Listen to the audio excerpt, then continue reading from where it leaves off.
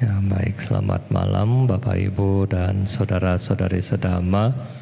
Sukihoto, Namo Buddhaya. Jadi pada kesempatan hari ini kita melanjutkan topik daripada Peta Watu. Ya, jadi yang kali ini judulnya juga lucu ya. Peta berkepala gundul. Mungkin ketika Bapak Ibu lagi membaca topik, Anda lagi pikir-pikir, oh ini mungkin para bante yang jadi peta ya. Nah jadi bukan itu. Jadi yang menjadi peta kali ini adalah seorang wanita ya. Jadi dikatakan di Benares di zaman dulu hidup seorang pelacur ya. Beliau memiliki kecantikan yang sangat-sangat luar biasa ya. Jadi di sini dikatakan dia memiliki rambut yang sangat ikal, tebal, ya, panjang dan bercahaya ya. Jadi memiliki rambut yang sangat-sangat baik, sangat-sangat indah sehingga mampu untuk memikat hati daripada pria. Ya, jadi setiap kali semua pria ketemu dengan wanita ini, lantas mereka akan jatuh cinta, mereka akan suka dengan kecantikan daripada wanita ini, terutama rambutnya ya. Teman-teman daripada wanita ini lama-kelamaan kemudian cemburu ya, iri hati. Wah, karena kalau misalnya wanita ini menarik semua langganan, maka kita nggak dapat. Nah, oleh karena itulah mereka bersekongkol Bapak Ibu ya. Mereka bersekongkol untuk membuat bagaimana rambut daripada wanita ini hilang atau menjadi botak. Kemudian mereka bersekongkol, oh ternyata di sana ada ramuan ya. Mereka menggunakan ramuan obat. Nah, dari ramuan obat ini kemudian diberikan ya seperti shampoo.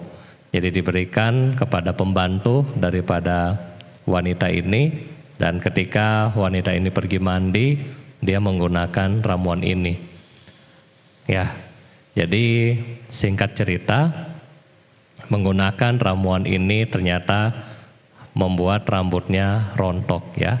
Malah rambutnya yang begitu cantik tadi berubah dan rontok, hilang semua.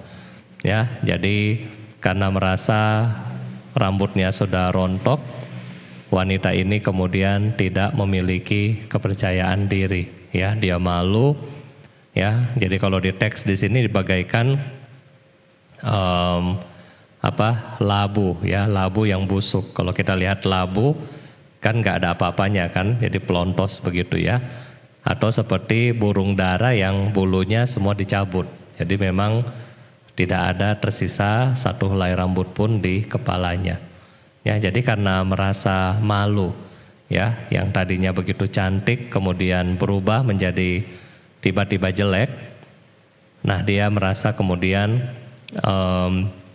minder, ya. Dia pergi dari kota itu dengan menggunakan ya seperti tutupan kepala Bapak Ibu ya.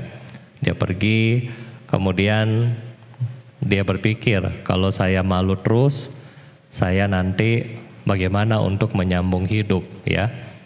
Dan dia berpikir panjang, akhirnya dia berusaha. Dia berusaha untuk membuat kue dari minyak wijen ya. Kemudian kue ini dikatakan di sini digoreng ya. Mungkin kalau Bante pikir seperti kue ting-ting ya. Jadi yang digoreng begitu. Nah, kemudian disitulah dia membuat kue ini dan juga menjual minuman keras ya. Jadi di kedai dia banyak orang yang datang untuk makan, minum, dan satu ketika ada pria yang mereka datang minum sampai mabok, kemudian dia memiliki hati yang jahat. Yaitu apa? Dia mencuri baju daripada pria-pria ini ya. Dia mengambil beberapa baju pria-pria ini. Dan kemudian hari berikutnya ya, seorang biku yang di sini dikatakan sudah memutus asawa ya, artinya beliau sudah mencapai tingkat kesucian. Dia sudah mencapai tingkat kesucian, kemudian memasuki desa tersebut.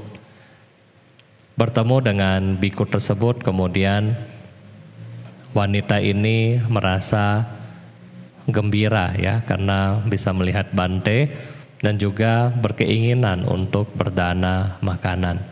Jadi wanita tersebut mengundang Bante ini masuk ke dalam kedai ya, kedainya, kemudian berdana makanan hanya kue ya, karena minuman Bantenya kan nggak boleh, jadi dia hanya berdana kue. Nah, Bante dengan welas asih mengetahui bahwa wanita ini banyak masalah di kehidupan sebelumnya. Kemudian dengan welas asih menerima dana kue tersebut, memakannya, dan ketika Bante tersebut sedang makan, maka wanita ini gembira ya, dia senang karena kuenya, makanannya dimakan oleh Bante. Dan ini bukan hanya si wanita di cerita ini ya, Bante rasa ibu-ibu juga yang kalau berdana makan, mereka juga paling senang kalau makanannya diambil ya, jadi sama ya. Nah, ketika Bante ini memakan kuenya, dan di dalam batin si wanita ini mengungkapkan bahwa semoga di kehidupan mendatang ya, rambut-rambut saya ini tumbuh kembali seperti sedia kala ya, jadi seperti dulu untuk lebih cantik kembali. Nah, setelah Bante ini meninggalkan ya wanita tersebut, kemudian singkat cerita ya, wanita ini meninggal ya, dia meninggal, dan atas karma baik Bapak Ibu ya, atas karma baik daripada perbuatan berdana makanan kepada arahat di dalam perjalanan, maka wanita ini terlahir sebagai peti atau peta, tetapi juga memiliki istana ya. Jadi ini luar biasa ya. Jadi dia lahir di samudra, tetapi dia memiliki sebuah istana ya. Dia tidak datang meminta makanan dan seterusnya. Jadi dia lahir di suatu istana, dan di istana ini dalam waktu yang cukup lama ya. Anda bayangkan waktu yang cukup lama, yaitu apa?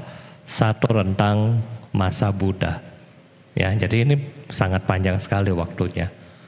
Jadi kita melihat bahwa dia berbuat baik yang sangat gampang, yaitu hanya berdana makan kepada arahat, dan kemudian atas jasa kebajikan ini beliau terlahir di alam, walaupun alam peta, tetapi yang punya istana ya. Jadi punya wimana ya, dipunya istana ya. Kenapa di sini dia dikatakan peta? Karena walaupun dia punya istana yang indah, walaupun dia punya ornamen yang indah atas kebajikan dia, kegembiraan dia ketika dia berdana, tetapi karena karma buruk ya, karena karma buruk mencuri baju-baju daripada pria yang mabuk tadi ya, akhirnya dia memiliki kelahiran yang tidak sempurna ya. Jadi punya istana, rambutnya panjang seperti sedia kala ya, cantik seperti sedia kala, tetapi karena melakukan pencurian maka dia tidak punya baju ya. Jadi dikatakan di sini dia tidak punya pakaian ya. Nah, sehingga Bapak Ibu walaupun punya rumah yang bagus tapi tidak punya baju, kira-kira bagaimana? Ya, itulah penderitaan daripada peta ini ya. Nah, karena beliau tinggal di samudra, satu ketika rentang waktu dari Buddha sudah lewat, muncullah Buddha Gotama ya. Kemudian ada sekelompok pedagang dari, kalau di teks di sini dibilang bahwa dari swarna bumi ya. Kalau swarna bumi dari tanah yang emas, dari mana itu? Ya, bukan swarna bumi ini airportnya Bangkok ya, bukan. Jadi swarna bumi ada sekelompok pedagang yang mereka ingin ketemu dengan Sang Buddha ya. Jadi ketika mereka ingin ketemu dengan Sang Buddha dengan menggunakan kapal, satu ketika cuacanya sangat jelek ya, sehingga kapal mereka di sini kehilangan arah. Jadi kehilangan arah. Di zaman itu nggak ada GPS, jadi mereka kehilangan arah, nggak tahu ke arah mana Sawati ya, dia nggak tahu lagi. Nah pada waktu itu salah satu pedagang yang senior, dia melihat di depan ada istana ya, karena memang PT ini menunjukkan kekuatannya untuk memperlihatkan kepada para pedagang ini. Nah jadi ketika melihat istana yang muncul ini, para pedagang kemudian bahagia, berpikir bahwa oh kita sudah sampai ya. Ketika mereka turun melihat, kemudian mereka memanggil, siapa yang ada di istana ini? Kenapa di istana ini sangat sepi, nggak ada orang ya? Tidak lama kemudian mereka hanya melihat seorang wanita yang sangat cantik, tetapi tidak punya pakaian ya. Hanya badannya hanya tertutup dengan rambut yang begitu cantik sampai sepinggang, tetapi tidak punya pakaian. Oleh karena itulah pemilik istana malu untuk ketemu dengan pedagang-pedagang ini. Kemudian dengan welas asih dari para pedagang, mereka bilang, oke, kami mau kasih kamu baju ya. Nih mau kasih kamu baju. Tetapi PT ini bilang, seberapa banyak pun yang kalian kasih ke saya tidak bisa menerima ya. Kenapa tidak bisa menerima? Karena halangan karmanya Bapak Ibu ya. Karena halangan karma, dia tidak bisa menerima pakaian yang diberikan begitu saja, nggak bisa. Terus bagaimana bisanya? Karena memiliki kesaktian, kemudian PT bilang, oh di antara rombongan kalian ada satu siswa yang sudah menjadi siswa Sang Buddha. Maksudnya di antara 100 orang pedagang, ada satu pedagang yang sudah menjadi siswa Sang Buddha. Maksudnya bagaimana? Dia sudah disarana kepada Sang Buddha. Tolong berikan pakaian ini kepada orang tersebut. Dan orang tersebut melakukan pelimpahan jasa atas nama saya. Lantas pedagang-pedagang ini setuju. Mereka memberikan pakaian ini kepada umat awam ya. Jadi sekali lagi Bapak Ibu, ini umat awam, bukan bante ya. Jadi baju ini diberikan kepada umat awam yang sudah disarana kepada Sang Buddha, memiliki keyakinan kepada Sang Buddha. Nah kemudian ketika baju ini diberikan kepada umat awam tersebut, maka seketika Bapak Ibu ya, PT yang tadi telanjang memiliki pakaian yang bagus, pakaian surgawi yang bagus, dilengkapi dengan makanan, minuman yang sangat baik. Nah, jadi kalau kita pikir-pikir di sini ya, hanya berdana baju kepada umat awam, ya umat awam yang sudah disarana. Berarti di sini kita bilang berdana kepada upasaka, upasika, ya. Itu sudah memberikan manfaat pertolongan bagi pada peta ini, Bapak Ibu ya. Nah, oleh karena itulah kita kalau di wihara bagaimana? Kalau Anda di wihara berarti semua teman-teman kita di wihara itu adalah upasaka, upasika, ya, saudara-saudari sedama. Jadi nggak boleh berantem di wihara ya, harus sama-sama saling membantu teman-teman wihara dulu, ya kan? Kita lihat daripada cerita PT ini ya, ternyata memberikan kepada upasaka, upasika juga memiliki manfaat yang besar bagi kehidupan si Patty. Ya, kemudian setelah berdana, Patty ini sudah senang karena sudah punya baju yang indah kan. Kemudian Patty bilang, ayo kalian sudah boleh masuk ke istana ya, lihat istana saya. Jadi dikatakan para pedagang turun dari kapal melihat istana yang sangat-sangat bagus. Ya, ketika pedagang lagi keliling, kemudian Patty ini juga nampak sedih. Ya, Patty ini sedih. Dia bilang, ya memang saya bahagia. Ya, selama satu rentang masa Sang Buddha saya tinggal di istana ini tanpa baju. Ya, sekarang hari ini saya sudah dapat baju dari kalian. Ya, atas pelimpahan jasa saya berbahagia. Namun saya juga sedih. Kenapa sedih? Karena usia ya untuk memperoleh baju ini cuma singkat Bapak Ibu. Ternyata setelah memperoleh baju ini kurang lebih 4 bulan berikutnya Patty ini akan terlahir di alam neraka. Ya, neraka apa? Awici di atasnya ya. Kalau Bapak Ibu kita pernah membahas tentang neraka, ini neraka Awici, dia di atasnya sedikit. Ya, neraka dengan lautan api yang besar. Kenapa dia lahir di sini? Akibat karma buruk beliau di masa hidupnya ya, ketika beliau sebagai seorang pelacur ya, merusak hubungan suami istri, merusak hubungan rumah tangga, merusak ya dan seterusnya ya. Jadi di sini beliau karena merusak hubungan daripada keluarga, menggoda para pria, pada akhirnya beliau berkesempatan untuk terlahir di alam neraka setelah lahir di alam peta ini. Kemudian para pedagang kasihan ya, sedih. Aduh, nah terus bagaimana kita membantu kamu? Ya, mereka berpikir bagaimana ya, kasihan Patty ini sudah menderita, baru bahagia sedikit, mau menderita lagi di neraka dengan jangka waktu yang sangat-sangat lama. Nah kemudian mereka berkata ya, kita dalam perjalanan untuk ketemu dengan Sang Buddha. Ya, kita akan ketemu dengan Sang Buddha. Ayo, yang tadi kamu sudah dapatkan pakaian, makanan-makanan surgawi ini, coba kamu mau nggak berdana buat Sang Buddha dan para bhikkhu sangga di Sawati?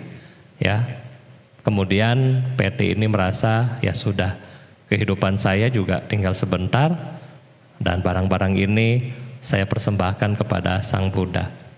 Nah kemudian para pedagang ini pamit ya, meninggalkan Patty ini, dan dengan kekuatan dari Patty, pedagang-pedagang ini diantarkan sampai ke tempat pelabuhan di mana mereka dapat memperoleh jalan untuk ketemu dengan Sang Buddha. Nah singkat cerita, para pedagang ini sampai ke Wihara Sawati dan kemudian berdana kepada Sang Buddha barang-barang persembahan atas nama dari si Patty yang tadi ya, berdana kepada Sang Buddha dan para Arya Sangga. Dan kemudian Bapak Ibu setelah dana diberikan, lantas Patty memiliki kebajikan yang besar sehingga dia terhindar dari kelahiran di alam yang menyedihkan, yaitu alam neraka. Nah jadi Bapak Ibu dan saudara-saudari sedama, kita melihat kembali lagi ya, bahwa tindakan-tindakan kita, action kita ketika kita hidup akan sangat berdampak panjang ya, bukan cuma singkat. Ya oleh karena itulah di sini kita harus benar-benar bersyukur ketika Anda sedang melaksanakan sila, jangan minta diskon lagi sama Bante diskon. Ya, kalau Anda jalankan, itu bagus kan? Jadi Anda membawa manfaat buat diri kita sendiri. Ketika Anda meditasi, jangan minta diskon. Aduh Bante diskon 40 menit, sudah diskon aja lah 10 menit, jangan panjang-panjang. Ya kan? Padahal ini semua praktek-praktek yang diberikan oleh Sang Buddha kepada kita akan menuntun kita untuk terhindar daripada alam-alam yang menyedihkan. Ya, kalau Peti yang tadi hanya berdana kepada satu orang arahat, Bante rasa Bapak Ibu ya berdana berbuat baik lebih banyak daripada Peti yang tadi. Ya, Bapak Ibu sudah bisa berdana, Bapak Ibu juga bisa melaksanakan sila dan bermeditasi. Bante rasa itu adalah sesuatu kekuatan karma baik yang besar. Ya, cuman kekuatan karma baik yang besar ini harus di-continue, harus konsisten dijalankan sehingga mencegah ya ketika kita lalai, mencegah kita lahir di alam-alam yang tidak baik. Ya, jadi ini yang pertama. Yang kedua adalah ternyata bermanfaat juga ketika Anda berbuat baik untuk kalyana mita, ya, kepada teman-teman kita sedama. Ketika kita berbuat baik untuk mereka, ternyata bisa dilakukan pelimpahan jasa. Ya, jadi ketika kita berbuat baik kepada kalyana mita kita juga bisa bertekad, misalnya Anda memberikan persembahan kepada mereka atas nama leluhur kita. Ternyata itu juga bisa membawa manfaat bagi para mendiang, ya. Oleh karena itulah di sini kita harus saling sayang dengan teman-teman kita yang ada di wihara. Ya, otomatis kalau kita saling care dengan sesama teman-teman kita, umat kita di wihara, otomatis kita juga memperoleh berkah kebajikan yang kita bisa limpahkan kepada sanak keluarga kita. Jadi sebaliknya, kalau kita nggak cocok, ya ribut, nah maka itu juga ada karma buruk buat kita. Ya, jadi di sini adalah penting bagaimana kita berperilaku baik kepada teman-teman kita sedama. Ya, kalau di sini tadi dibilang bahwa orangnya sudah upasaka upasika, sudah mengambil tisarana, ya. Mungkin kalau di kata-kata kita bilangnya sudah wisudi. Nah, jadi ini adalah hal yang penting berikutnya yang harus kita ingat. Ternyata mereka-mereka yang sudah wisudi, ya, mereka-mereka yang sedang melaksanakan sila, ternyata ini juga harus kita dukung dan bisa dilakukan pelimpahan jasa. Nah, oleh karena itu kalau Bapak Ibu punya kesempatan, misalnya diadakan pabaja, diadakan sila carini, ya, latihan-latihan samaneri atau mungkin atasilani, ya, itu kita ada kesempatan juga buat mendukung mereka, ya. Kita mendukung mereka untuk berpraktek dhamma dan kita sendiri juga akan mendapatkan manfaat daripada karma baik ini. Dan yang ketiga, perhatikan setiap perbuatan, ya. Jangan sampai kita lihat contoh si Peti yang tadi, ya, hanya mencuri 3 baju, ya. Kelahiran berikutnya sangat panjang. Satu rentang waktu Buddha, ya, masa Buddha tidak punya baju, ya. Jadi jangan sampai ya kita melaksanakan sila, melanggar sila yang mengakibatkan penderitaan buat diri kita sendiri. Mau nggak, ya? Baju berapa sih? Kemudian kita nggak punya baju selama satu rentang masa Buddha, itu panjang sekali, ya. Jadi hati-hati sekali dengan action kita, ya, hati-hati sekali dengan action kita. Nah, jadi ini yang mungkin kita akan renungkan buat malam hari ini. Dan kalau Bapak Ibu ada pertanyaan, Bante persilahkan. Terima kasih. Ya, baik, sambil menunggu siapa yang mau bertanya, tapi begitu Anda mendengar, aduh, Bante rugi banget Bante, ya. Saya selama ini sudah melakukan ya karma buruk dan seterusnya. Terus bagaimana kita memperbaiki, ya. Yang sudah berlalu kita pasti akan dapat manfaat atau hasil daripada hal yang tidak baik. Tetapi yang kita harus usahakan adalah lawan, ya. Kita lawan karma buruk kita dengan banyak sekali produksi karma baik. Waktu tahun lalu Bante sudah kasih contoh kepada Bapak Ibu bagaimana satu air putih ya, satu air biasa, kemudian diisi dengan satu sendok pewarna ya. Dan bagaimana untuk memurnikan air ini, kita harus isi sekitar 9 gelas sampai airnya kembali murni. Jadi kita bayangkan bahwa satu karma buruk yang kita perbuat, kita harus tutup dengan berapa puluh kali karma baik ya. Oleh karena itulah kewaspadaan sati sampajana itu sangat penting ya. Tidak boleh ditawar Bapak Ibu. Sati sampajana harus berada sama kita seumur hidup kita ya. Kita nggak boleh bilang Bante lagi PPKM bolehlah meditasi. Nanti kalau karena PPKM itu kan katanya pusatkan perhatian ke arah meditasi. Nah, tapi kalau PPKM sudah selesai, berarti udah bebas Bante, udah bisa ke mall ya, udah bisa jalan-jalan dan seterusnya. Jadi kalau kita sungguh-sungguh sebagai umat Buddha, kita harus pahami bahwa sati 24 jam dengan kita ya. Kita pun sudah berusaha, marah masih muncul, ngomel masih ada ya, ngambek masih punya, dan seterusnya. Apalagi kalau kita tidak punya kesadaran dengan baik ya. Oleh karena itu kita benar-benar harus memiliki kesadaran sekuat-kuatnya ya. Silakan kalau ada pertanyaan.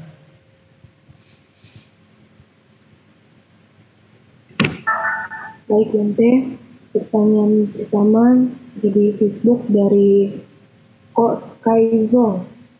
Izin bertanya Bante, kalau kita lahir sebagai manusia lagi, apakah kita masih ingat pada kelahiran yang akan datang kita?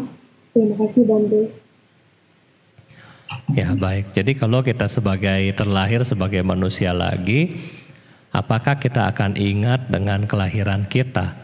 Ya, tergantung Bapak Ibu. Kalau kita memiliki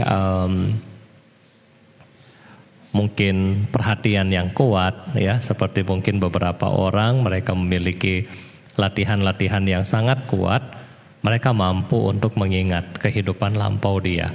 Ya, tetapi kalau kita yang tidak memiliki sati yang kuat, tidak memiliki perhatian yang kuat, maka akan sangat susah untuk mengingat kehidupan lampau kita.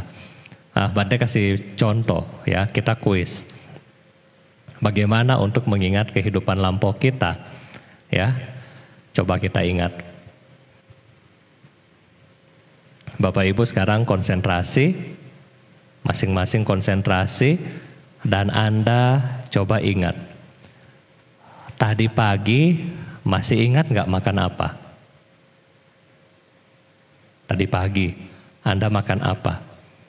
Nasi uduk, ya, nasi kuning, nasi goreng, dan seterusnya. Anda masih ingat nggak makan apa? Menunya lengkap ya. Kalau nasi goreng Anda ingat ada bawangnya, Anda ingat sama minum sama teh atau minum sama kopi dan seterusnya. Masih ingat nggak? Coba kalau yang masih ingat silakan komen. Yang kedua, Bante mau tanya lagi kehidupan lampau Anda.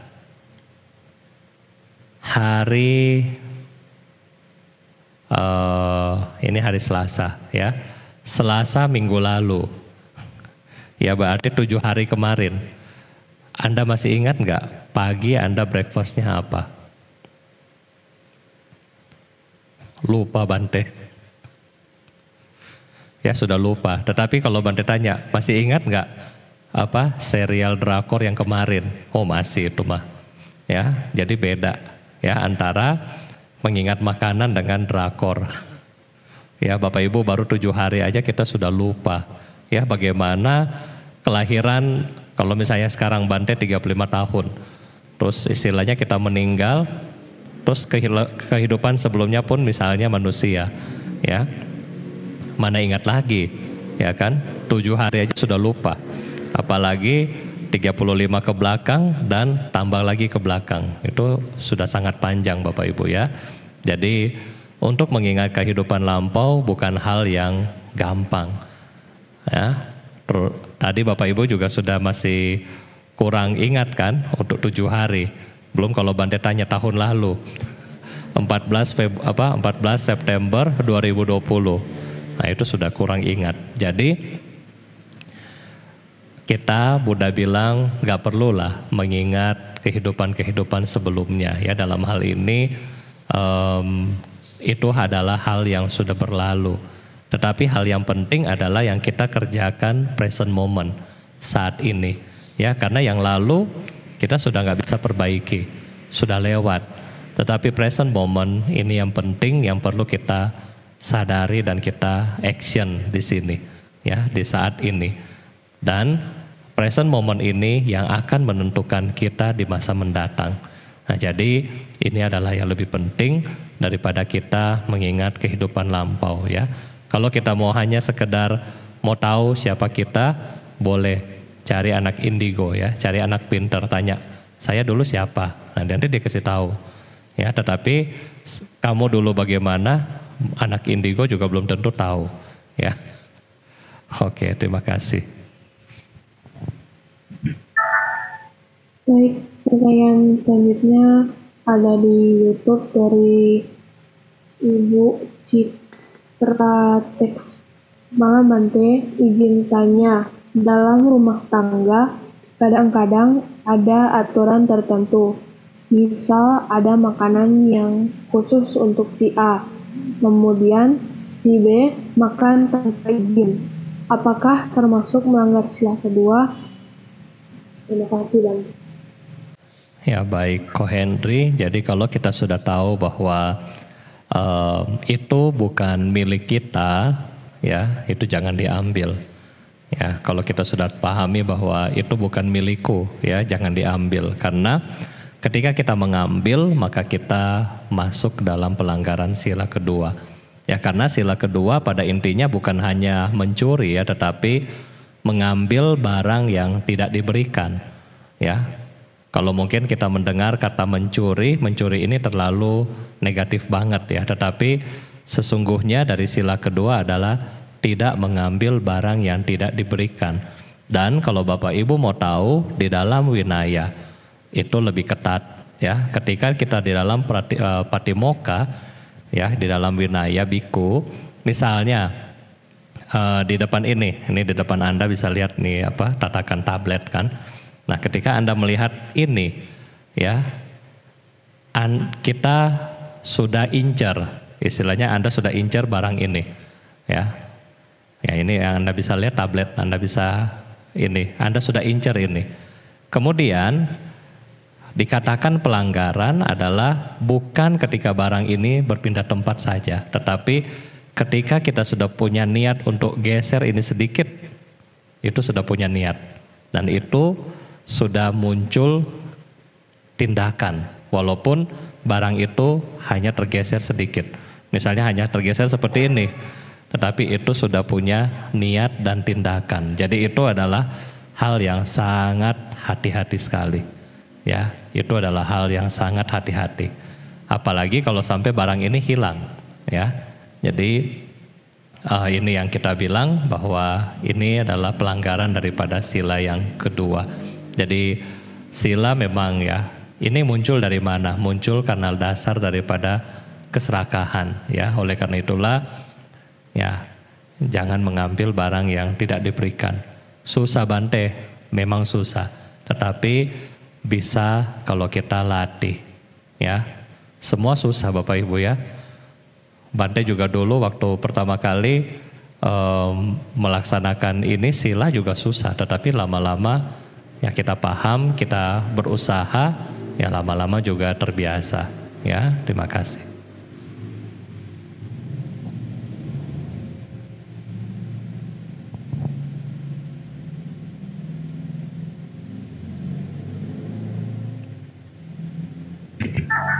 Baik, pertanyaan selanjutnya ada di YouTube dari Peter Johannes. Izin bertanya Bante, apakah peti tersebut akhirnya terakhir di alam surga? Terima kasih Bante. Ya, jadi apakah yang cerita tadi peti tersebut lahir di alam surga? Iya, karena atas kebajikan daripada dana ya yang dia titipkan ya, dia nggak bisa ketemu Sang Buddha ya, tetapi dia menitipkan dana dia berupa pakaian dan makanan untuk Buddha dan para Arya Sangga, sehingga ini dititipkan kepada para pedagang dan para pedagang menyampaikan kepada Buddha dan Sangha, jadi diserahkan. Nah di situ adalah pahala yang besar. Kenapa bisa langsung loncat ke alam surga? Karena yang kita ingat adalah yang dia danakan kepada Sang Buddha dan Arya Sangha langsung, sehingga karmanya menjadi sangat kuat untuk membebaskan dia dari penderitaan di alam neraka. Ya, terima kasih Ko Peter. Pertanyaan selanjutnya dari Xin Hua Xiao. Bante, di Bojangga Parita disebutkan Sang Dhamaraja sendiri menderita sakit dan meminta yang mulia Cunda Tera mengulang parita tersebut. Mengapa masih memerlukan murid beliau menguncar parita kembali? Terima kasih. Ya, baik kok Sinhua. Jadi kenapa harusnya kan Sang Buddha yang sudah punya dhamma, kenapa disuruh Cunda ya, yang mulia Bante Cunda untuk mengulangi? Nah mungkin ketika kembali diulangi ya, maka Sang Buddha memiliki ketika diulangi sutta ini, jadi mungkin Sang Buddha merasa mungkin bahagia karena ajarannya mungkin diingat oleh orang.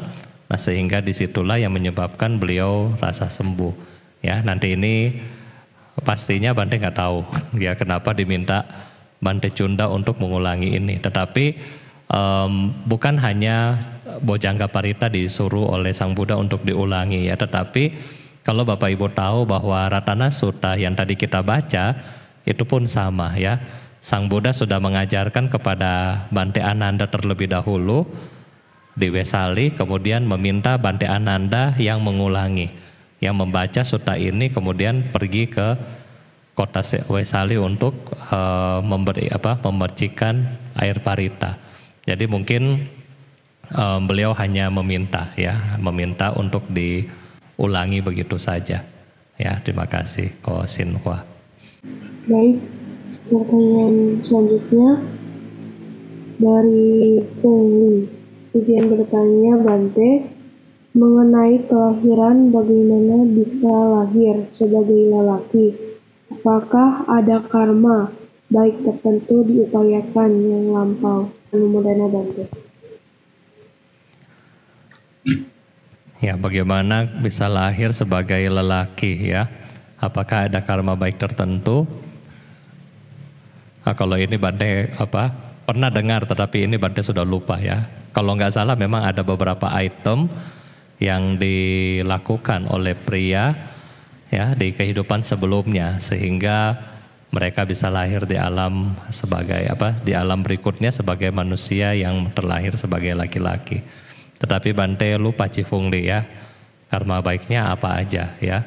Karena dikatakan memang wanita lebih menderita. Kenapa lebih menderita? Yang contoh adalah ketika setiap bulan wanita harus menderita ya. Ketika umur tertentu wanita itu akan mengalami, kita bilang, datang bulan, sehingga akan membawa penderitaan tertentu bagi mereka. Ya, beda dengan laki-laki, tidak ada. Ya, sehingga ini disebutkan kenapa wanita agak lebih lemah dibandingkan dengan pria. Tetapi Cifungli nggak perlu bertekad ya untuk terlahir di alam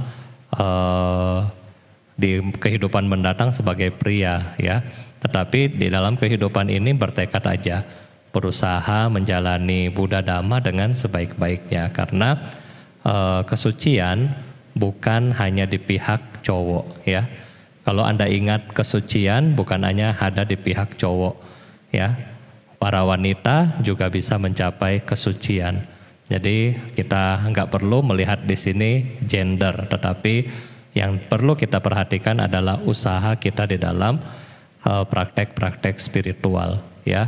Bukan karena terlahir sebagai pria yang membuat Anda atau kita lebih cepat tercerahkan, bukan, ya. Bukan yang pakai jubah yang juga akan, oh kalau sudah pakai jubah lebih cepat suci, enggak juga. Tetapi bagaimana step by step, bagaimana hari demi hari kita praktek Dhamma, sehingga inilah yang menentukan kita cepat tidak cepat untuk tercapai pencerahan. Ya, terima kasih. Selanjutnya dari Lili, Namo Buddhaya, Tuan Bante, maaf izin bertanya. Misal kata A ada karma buruk, ada karma baik di antara tengah. Kemana pergi ke alam? Boleh Bante beri penjelasan isu ini. Namo Buddhaya, Bante. Sadhu, sadhu. Ya, jadi mungkin Pak Lim bilang si A ada karma buruk, ya, tetapi juga kadang-kadang berbuat baik. Jadi bagaimana alamnya? Ya. Nah, jadi dulu Bante pernah cerita ketika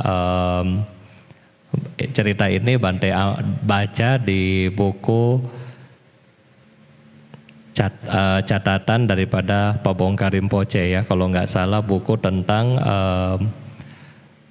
Liberation in our hand, pembebasan di tangan kita. Yang karang adalah Pak Bongkar Rinpoche, yang mulia Pak Bongkar Rinpoche. Dan ketika membahas mengenai samsara, ya, jadi di bab samsara, nah Rinpoche di situ menjelaskan bahwa ada, ya, makhluk-makhluk yang kadang-kadang, ya, seperti kita ini, ya, kadang-kadang berbuat baik, habis itu ngomel, betul nggak? Ya, habis baca parita, pulang anak masih nonton main game, tarik telinganya diomelin, ya, masih nggak kayak gitu? Masih, ya. Kadang-kadang Bante juga kalau sama Willy, sama Putra juga diomelin juga Bapak Ibu, ya. Tapi omelnya yang baik. Nah, jadi ketika kita bilang orang yang melakukan karma baik, karma buruk, ini bagaimana jadinya? Jadi Bapak Ibu, di dalam cerita dari Yang Mulia Pak Bongkar Rinpoche, umat, ya, dia umat Buddha, tetapi dia setiap hari berjualan ayam, ayam potong. Ya, jadi jam 4 pagi sudah bangun, ya, sudah siapin ayam, sudah potong ayam, ya, sudah bersihin, kemudian bawa ke pasar, ya, di pasar sampai jam 10. Kemudian setelah dari pasar, kan sudah punya uang, sudah punya dana, kan. Nah, dia pergi ke wihara berdana, diam hio, sembayang, ya. Nah, kemudian pulang rumah. Nah, kegiatan sehari-hari seperti ini, ya. Pagi potong ayam, habis punya untung, nah, untungnya sedikit dia dana ke wihara, dia pasang dupa, persembahan, pelita, pulang, ya, seperti itu. Nah, terus kelahirannya bagaimana? Ya, jadi dia lahir pokoknya ketika jam 4 pagi dia muncul dengan wujud yang menderita. Ya, dia lahir di alam menderita. Ada jamnya, jam 4 sampai jam 10 menderita. Ya, jam 10 sampai jam 4 subuh lagi bahagia. Karena tadi, ya, pergi ke wihara, berdana dan seterusnya. Nah, jadi ya ini kalau kita melakukan ada karma baik, ada karma buruk, ya. Nah, mudah-mudahan ya Bapak Ibu punya karma. Ya, kalau misalnya kita menderita, ya sudahlah, ya, 1 dari 24 jam, ya 2 jam aja udah oke lah. Itu udah bagus banget. Jadi isi semuanya dengan hal-hal yang positif, yang baik. Ya, terima kasih Pak Lim. Pertanyaan selanjutnya dari Lydia Ak. Saya izin bertanya Bante, dalam keluarga saya sudah kebiasaan suami, anak-anak dan saya kalau beli makanan taruh di meja. Siapapun boleh ambil tanpa izin, karena makanan tersebut untuk bersama-sama. Apakah termasuk mencuri, melanggar sila? Terima kasih Bante. Ya, baik. Jadi kalau misalnya di rumah, ya, mungkin karena papa pulang bawa kue atau apa, Ya karena kita lihat kebiasaan Bapak Ibu ya. Di sini kita melihat secara objektif adalah kebiasaan Anda di rumah ya. Kalau yang tadi kebiasaan di rumah adalah makanan sudah dibagi. Nah kalau ini karena memang Papa membelikan buat kita keluarga di rumah, itu nggak apa-apa ya. Jadi ketika Papa sudah taruh di meja, ya siapapun boleh makan. Paling biar sopannya ya kita tinggal Pak ayo makan atau apa. Ya mungkin ada hormat sedikit begitu. Jadi sebenarnya ini nggak pelanggaran karena dari orang tua untuk kita di rumah keluarga ya. Kecuali kadang-kadang ada yang aneh juga, kadang-kadang kakak adik tapi biasa bilang ya, pokoknya ini saya punya, kamu jangan ambil.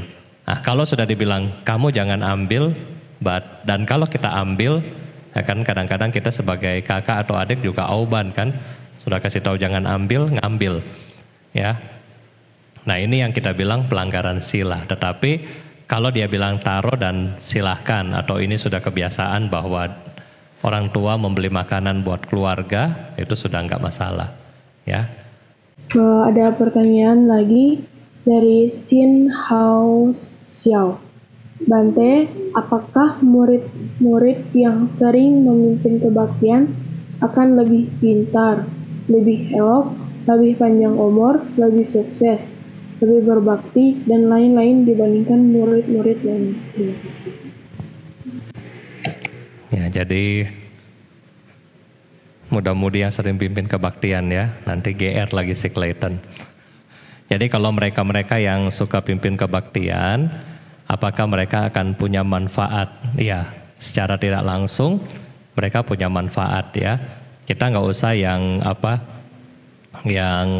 mungkin sukses dan seterusnya, itu terlalu panjang ya. Tetapi yang kita bisa lihat dari mereka adalah kepribadian mereka tentu akan lebih baik daripada yang tidak, karena mereka tahu bahwa mereka disorot, orang-orang akan melihat mereka. Jadi secara tidak langsung cara duduk, cara berbicara dan seterusnya itu akan berbeda ya, itu akan berbeda karena orang-orang akan tahu, oh ini kan ya suka pimpin kebaktian ya. Ketika sudah ada label itu buat mereka, cara hidupnya juga sudah berubah ya, mereka juga akan lebih baik, lebih kalem dan seterusnya. Ya, jadi yang kedua adalah kemampuan mereka berbicara tentunya lebih banyak daripada yang jarang ya, karena mereka lebih terasa di situ. Ya.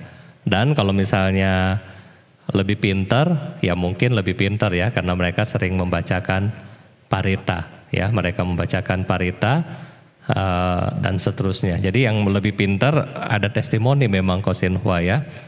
Jadi ada satu anak yang waktu SMA malas sekali belajar ya. Bahkan Bante bilang, aduh kalau kamu begini nggak lulus kuliah. Ya, tetapi seiring waktu dia sering pimpin kebaktian. Sekarang IP 38, 37, oke dong jadinya ya. Jadi itu adalah mungkin hal yang baik yang berkembang di dalam kesehariannya ya. Terima kasih. Ini ada beberapa pertanyaan yang Bante akan langsung baca aja. Di sini ada pertanyaan awal dari Ibu Yeni Yen. Bante, apakah teman baik itu adalah karma jodoh kita? Terima kasih. Ya, jadi Kalyana Mita ini, teman baik ini adalah jodoh ya. Kalau kita bilang masalah jodoh, jodoh ini adalah dua Bapak Ibu ya. Yang Anda ingat baik akan ada menjadi Kalyana Mita ya.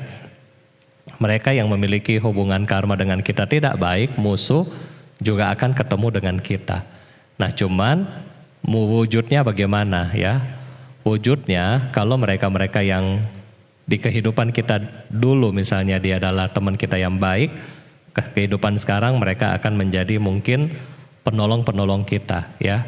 Mereka yang akan membantu kita, mereka yang akan mungkin yang bekerja dengan Anda, orang-orang yang baik dan seterusnya. Nah jadi ini adalah teman-teman atau hubungan karma yang sebelumnya memang sudah baik. Tetapi ada juga ketika mereka-mereka yang punya hubungan karma tidak baik, Ya, ketika misalnya di kehidupan sekarang mereka jadi apa? Ketika mereka jadi mungkin karyawan, mereka jadi karyawan yang korupsi. Ya, ketika mereka jadi teman, mereka jadi teman yang hanya cari kita ketika ada perlu. Ya, misalnya mau pinjam duit, mau makan, nah itu baru cari Anda. Nah, jadi itu yang merugikan kita. Nah, jadi ini adalah orang yang baik maupun buruk, dua-dua ini akan ketemu di kehidupan kita saat ini. Ya, jadi yang penting kita siap aja. Kalau kita ketemu dengan yang baik, kita ingat, oh ini karena dulu saya pernah baik sama dia. Tetapi kalau kita ketemu dengan yang buruk, juga jangan dongkol hatinya ya. Kalau kita disusahin sama orang dalam hati, ya sudah, gua bayar utang karma. Yang penting ya mudah-mudahan ini terakhir dengan kamu, gitu aja. Terima kasih Ci Yeni. Pertanyaan selanjutnya dari Melania. Selamat malam Bante, izin bertanya. Di bagian terakhir mendedikasi kebajikan, kenapa dikatakan selama ruang angkasa bertahan, sama makhluk hidup tetap ada hingga saat itu? Semoga saya pun tinggal dan menghilangkan kesengsaraan di dunia ini. Terima kasih Bante. Ya, baik Ci Meliani. Jadi kita tahu bahwa yang menulis karangan ini adalah Yang Mulia Santidewa ya. Yang Mulia Santidewa, di mana Yang Mulia Santidewa ini adalah seorang dipercaya beliau adalah bodhisatta ya, yang sudah mencapai juga ya kesucian, tahapan-tahapan bumi. Kenapa?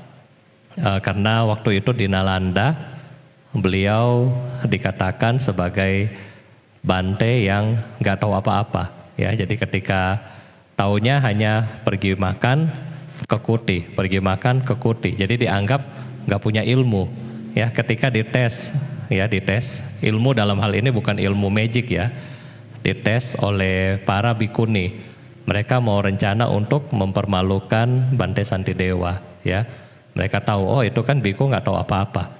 Jadi bikuni-bikuni berkumpul, kemudian memohon untuk diajarkan Dhamma.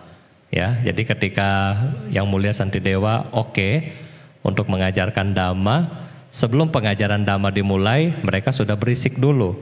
Ya, bikuni-bikuni sudah ketawa-ketawa dulu. Wah, ini mah Bante nggak bisa ceramah punya. Ya, nah jadi ketika tapi walaupun begitu, karena memiliki cinta kasih yang luar biasa, Bante Santidewa juga nggak marah ya. Jadi Bante Santidewa mengajarkan Dhamma, dan kemudian Dhamma yang tidak pernah didengar oleh mereka selama di Nalanda. Ya, mereka diajarkan yaitu jalan menuju praktek bodhisattva. Itu adalah karya beliau sendiri. Dan sambil beliau ceramah, lama-lama beliau terbang dan hilang ya. Dan ketika hilang, badannya hilang, tetapi suaranya masih ada di tempat itu. Nah, jadi itu adalah Yang Arya Santidewa ya.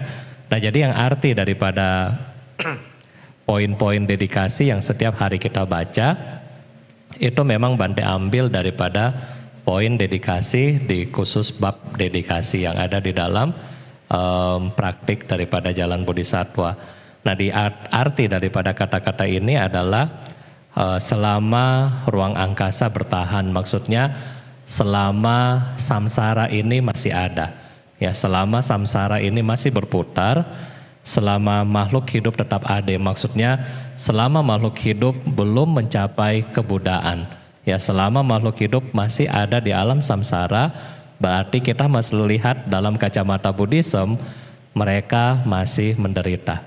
Ya, selama makhluk hidup masih ada di samsara, selama itu pula makhluk hidup ini sedang menderita.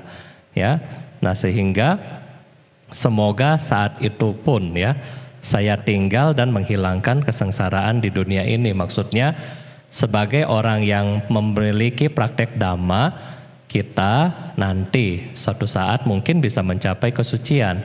Dan kalau kita sudah mencapai kesucian, ya mohon jangan cepat-cepat parinibbana.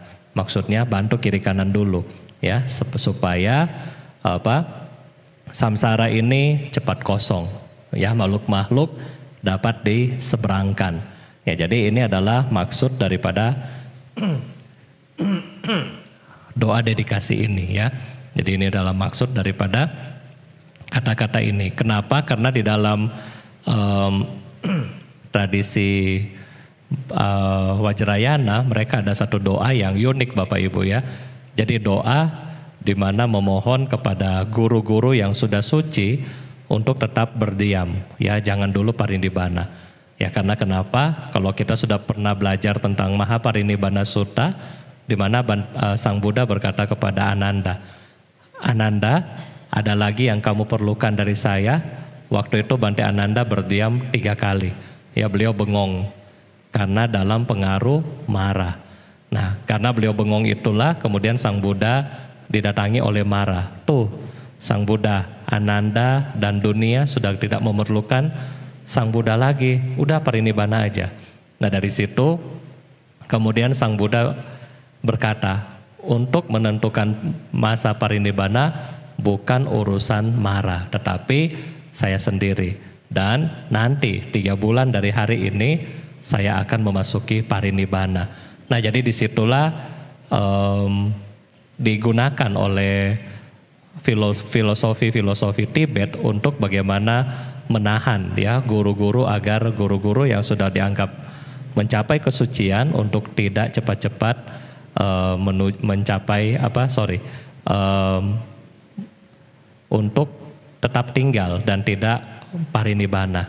Nah, jadi ini adalah maksud daripada kata-kata yang ini, Bapak Ibu, ya.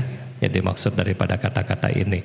Ya, jadi doa-doa ini biasanya kita baca kepada untuk rinpoche-rinpoche yang sudah tinggi, seperti Yang Mulia Dalai Lama, Yang Mulia Karmapa. Nah, biasanya ada doa untuk memohon para guru untuk tinggal di dunia ini.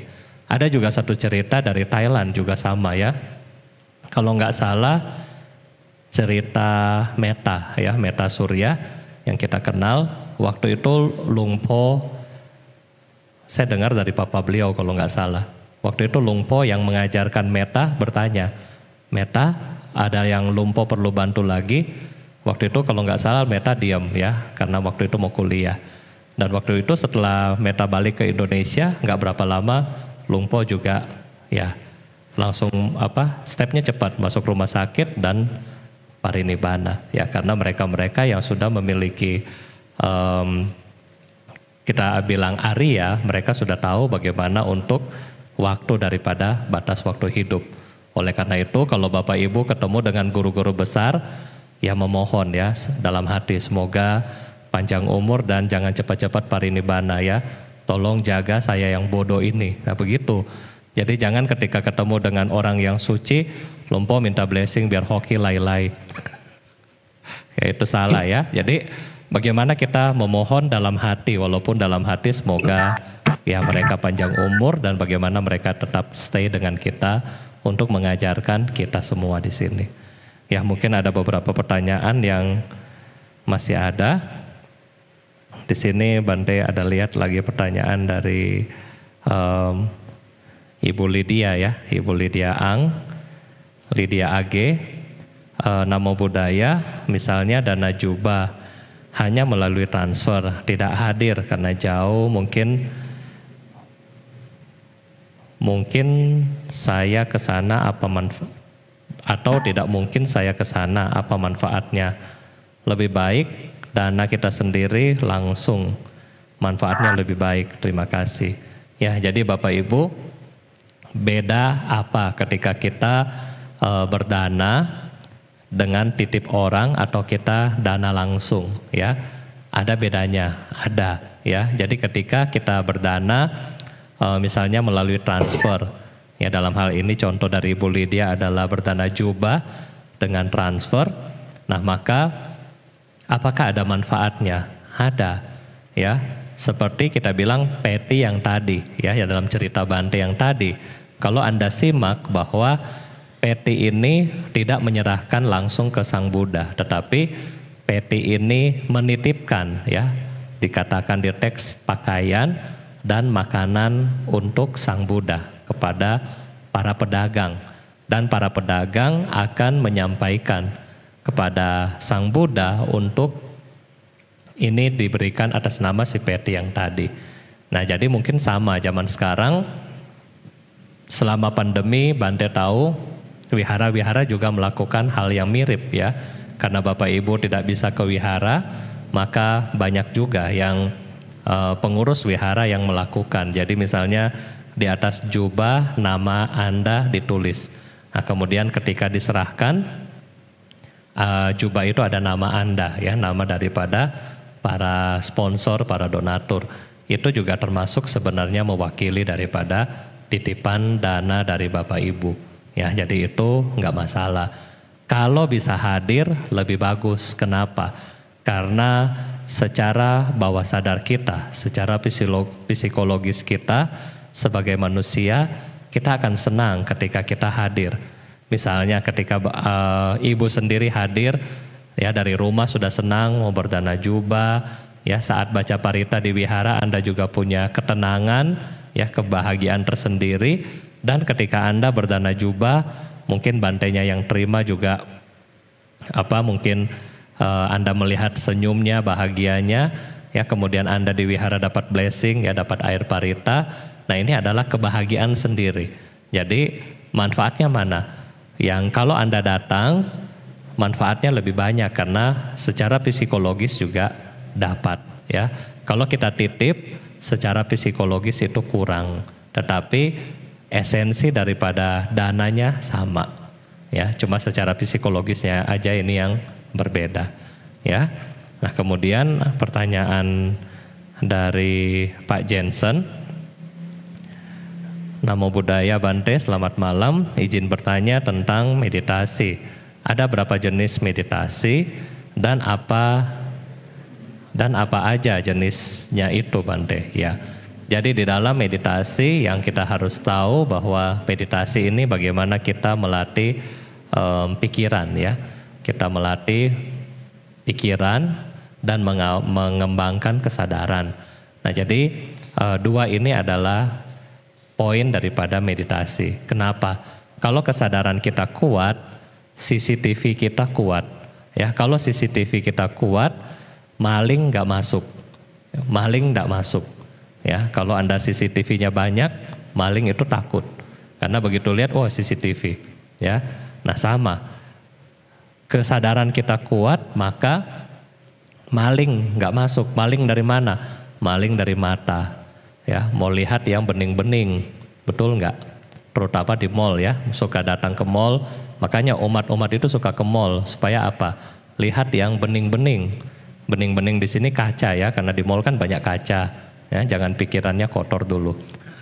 Kemudian suka dengar yang indah-indah, ya, suka cium yang wangi-wangi. Kalau yang cium yang buruk, misalnya cium bau busuk, nggak suka, marah. Ya, makan yang enak-enak. Kalau yang masak nggak pinter, marah. Nah, jadi ini adalah pencuri-pencuri yang menyebabkan kita suffering, menderita. Oleh karena itulah ketika CCTV-nya kuat, kesadarannya kuat, kita hanya tahu, oh misalnya ketika mendengar yang baik, oh ini cuma lagu. Ya, ketika mendengar nama Anda dipuji, oh ini cuma suara. Ketika mendengar nama Anda, itu mah misalnya ada orang yang menjelekkan kita, oh kalau Anda sadar, oh ini cuma suara, selesai. Tetapi kalau Anda sadar, oh ini dia cemburu sama saya, dia apa sama saya, masuk ke sini. Nah, inilah suffering. Ya, jadi kesadaran fungsinya adalah ketika Anda dengar suara, misalnya Anda cantik, oh bahagia. Tetapi ketika orang bilang maaf, ralat, jelek, Anda marah. Ya itu karena tidak punya kesadaran, ya. Padahal kalau kita pikir dua-duanya itu apa? Suara, ya. Suara, tidak ada penting bagi batin kita. Jadi jangan sampai yang di luar ini merusak batin kita. Jadi itu adalah inti daripada meditasi. Ya, jadi meditasi kemudian dibagi dalam skala adalah dua, vipassana dan samatha. Ya, vipassana dan samatha ini ada dua. Samatha untuk ketenangan batin. Sedangkan meditasi vipassana adalah untuk pemurnian batin. Bagaimana dijalankan seperti kaki, harus jalan bersamaan. Ya, cuma di dalam prakteknya salah satu dulu ya. Kita kuat yang mana dulu, baru setelah kuat pindah ke satu. Jadi misalnya kita sudah kuat di samatha, baru pindah ke vipassana pelan-pelan ya. Jadi di sini nggak ada yang penting, oh mesti vipassana, enggak. Tanpa basically dari samatha, vipassana juga susah ya. Susahnya bagaimana? Anda duduk meditasi, contoh duduk 10 menit aja nggak tenang, bagaimana bisa vipassana ya?